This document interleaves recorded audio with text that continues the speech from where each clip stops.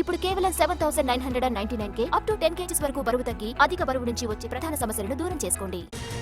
ఘట్కేసర్లో drugs rocket గుట్టు రట్టు చేశారు excise and task force పోలీసులు. ఓ ఇంటిని స్థావరంగా చేసుకుని డ్రగ్స్ తయారు చేస్తున్న ముఠాను అరెస్ట్ చేశారు. ఘట్కేసర్ దివ్యానగర్లోని ఓ గేటెడ్ కమ్యూనిటీలోని ఇంటిని అద్దెకు తీసుకొని ఆల్ఫ్రాజోలం తయారు చేయించింది ఈ ముఠా.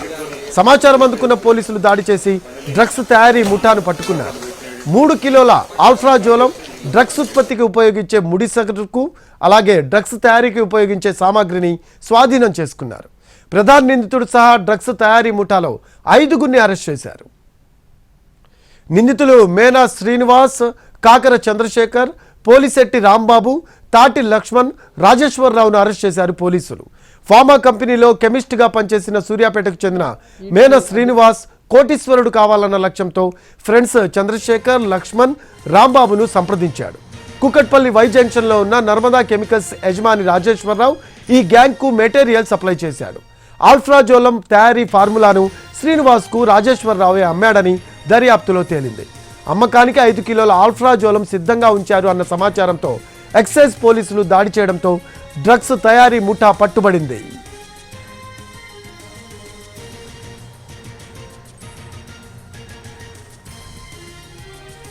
ఘట్కేసర్ దివ్యానగర్లోని ఓ ఇంట్లో డ్రగ్స్ తయారీ ముఠా అరెస్టుకు సంబంధించిన మరింత సమాచారం మా కరెస్పాండెంట్ రవిని అడిగి తెలుసుకుందాం.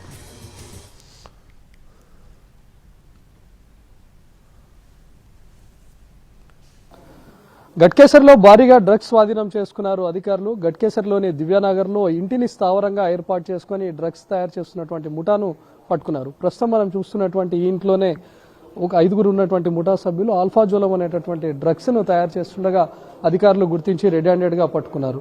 దివ్యానగర్లో గేటెడ్ కమ్యూనిటీలో ఈ ఇల్లు ఉంది.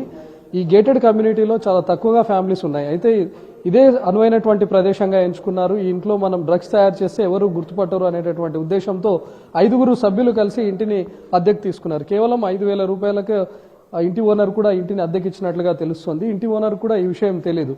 ఒక 5 మంది ఉంటామని చెప్పి ఇంటిని అద్దెకు తీసుకొని ఇందులోనే డ్రగ్స్ను తయారు చేస్తున్నారు. ఈ నెల 5న ఈ ఇంటిని అద్దెకు తీసుకున్నట్లుగా తెలుస్తుంది. అయితే ఆల్ఫాజోలం డ్రగ్స్ను తయారు చేయడానికి మొత్తం 7 స్టెప్స్ ఉంటాయని చెప్తున్నారు అధికారులు. ఆ 7 స్టెప్స్ కూడా పూర్తి చేసి కంప్లీట్గా ఆల్ఫాజోలం అనే డ్రగ్ను కూడా పూర్తిగా తయారు చేసినట్లుగా తెలుస్తుంది. పూర్తిగా డ్రగ్ను తయారు చేసిన తర్వాత బయట విక్రయించాలని వీళ్ళు ప్లాన్ చేస్తున్నటువంటి టైంలోనే అధికారులు రెడ్ హ్యాండెడ్గా వీళ్ళను పట్టుకున్నారు. ఒక వ్యక్తి దగ్గర వీళ్ళు ఫార్ములాను కొన్నారు. ఈ 5గురిలో ఉన్నటువంటి ముఠా సభ్యుల్లో కూడా కొంతమంది కెమికల్ ఎక్స్పర్ట్స్ ఉన్నారు, కొంతమంది ఆల్రెడీ ఫార్మా కంపెనీలో పనిచేసి బయటకు వచ్చినటువంటి వాళ్ళు ఉన్నారు. మరొక వ్యక్తి కూడా ఇప్పటికీ ఫార్మా కంపెనీలో పనిచేస్తూనే ఇక్కడ ఈ ముఠాకు సహకరిస్తూ ఇక్కడ డ్రగ్స్ను తయారు చేసే పనిలో కూడా ఉన్నాడు.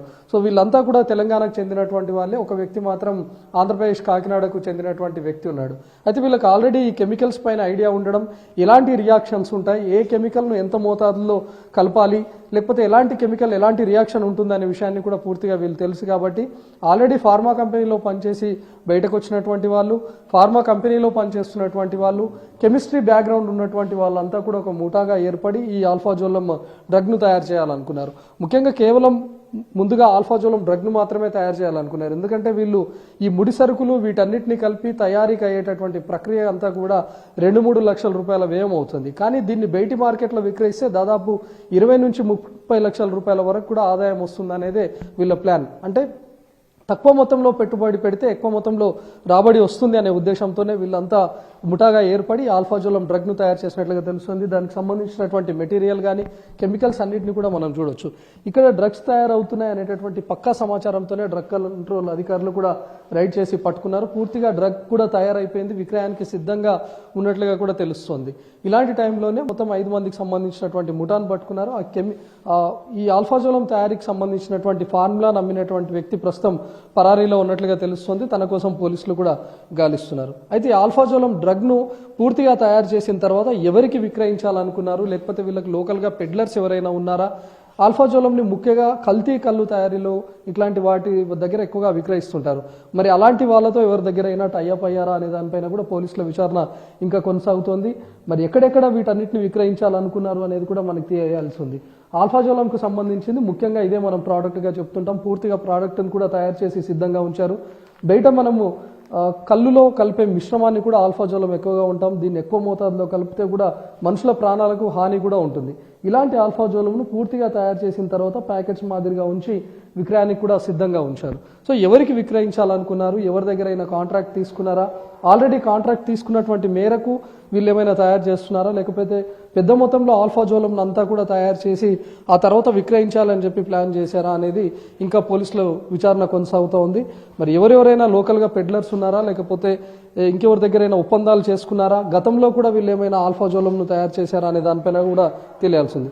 సో పూర్తిగా మనకు తెలుస్తుంది, ఎందుకంటే కంప్లీట్గా కెమిస్ట్రీ బ్యాక్గ్రౌండ్ ఉన్నటువంటి వాళ్ళు కాబట్టి తయారు చేస్తున్నప్పుడు ఎలాంటి జాగ్రత్తలు తీసుకోవాలి, ఎలాంటి రియాక్షన్స్ వల్ల హాని ఉంటుంది అనే వాటిపైన కూడా మనం చాలా మట్టుకు సినిమాల్లో కానీ కొన్ని కెమికల్ ఫ్యాక్టరీస్లో చూస్తుంటాం. ఈ ఫేస్ మాస్కులు కానీ లేకపోతే ఏవైనా వాసనలు పీల్చినప్పుడు హానికరంగా ఉండకుండా ఉండే విధంగా కూడా ఉండేవి అన్ని ప్రతి ఒక్క పరికరాలు వీళ్ళు వాడుతూ ఉన్నారంటే కంప్లీట్గా అటు డీసీ అధికారులు చెప్తున్నటువంటి ప్రకారం కెమిస్ట్రీలో పూర్తిగా ఎక్స్పర్ట్స్ అయి ఉన్నారు. ఎలాంటి రియాక్షన్స్ ఉంటాయి తయారు చేస్తున్నప్పుడు, ఏమి కెమికల్ను ఎంత మోతాదులో వాడాలనే పూర్తి నాలెడ్జ్ ఉన్నటువంటి వ్యక్తులే ఈ ఆల్ఫాజోలంను తయారు చేశారు. సో పూర్తిగా తయారు చేసినటువంటి తర్వాత వాటిని ఎక్కడ విక్రయించాలనుకున్నారు అనేది అయితే ఇంకా తెలియాల్సి ఉంది.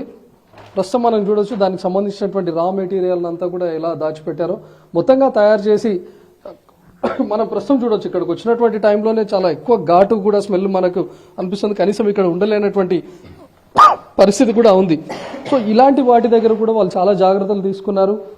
పూర్తి పకడ్బందీ చర్యలతోనే వాళ్ళు ఎలాంటి కట్టుదిట్టంగా ఉండాలి, లేకపోతే ఎలాంటి రియాక్షన్స్ ఉంటాయి, ఏ కెమికల్ను కలుపుతున్నప్పుడు ఎలాంటి రియాక్షన్స్ వస్తాయనే దానిపైన పూర్తి నాలెడ్జ్ ఉన్నటువంటి వ్యక్తులు. ఎందుకంటే ఫార్మా కంపెనీలో ఆల్రెడీ పనిచేస్తున్నటువంటి వాళ్ళు, ఆల్రెడీ పనిచేసి బయటకు వచ్చినటువంటి వాళ్ళు, సుదీర్ఘంగా అనుభవం ఉన్నటువంటి వ్యక్తులంతా ఒక ముఠాగా ఏర్పడి ఈ ఆల్ఫాజోలంను తయారు చేశారు. విక్రయించేందుకు సిద్ధంగా ఉన్నటువంటి ఆల్ఫాజోలంను డీసీ అధికారులు పట్టుకున్నారు. సో వీళ్ళంతా ఇప్పుడు తయారు చేసినటువంటి ఆల్ఫాజోలం ఇక్కడ వాళ్ళు పెట్టిన పెట్టుబడి 2 నుంచి 3 లక్షలు అయితే వాళ్ళకు బయట మార్కెట్లో ఈ రోజు కనుక ఇక్కడ తయారు చేసినటువంటి ఆల్ఫాజోలం అమ్మితే 20 నుంచి 30 లక్షల రూపాయల వరకు వచ్చేవి.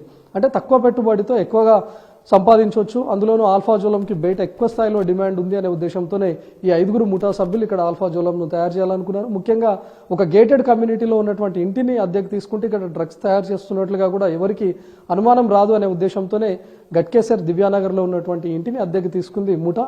ఇక్కడే ఆల్ఫాజోలంను కూడా తయారు చేసింది.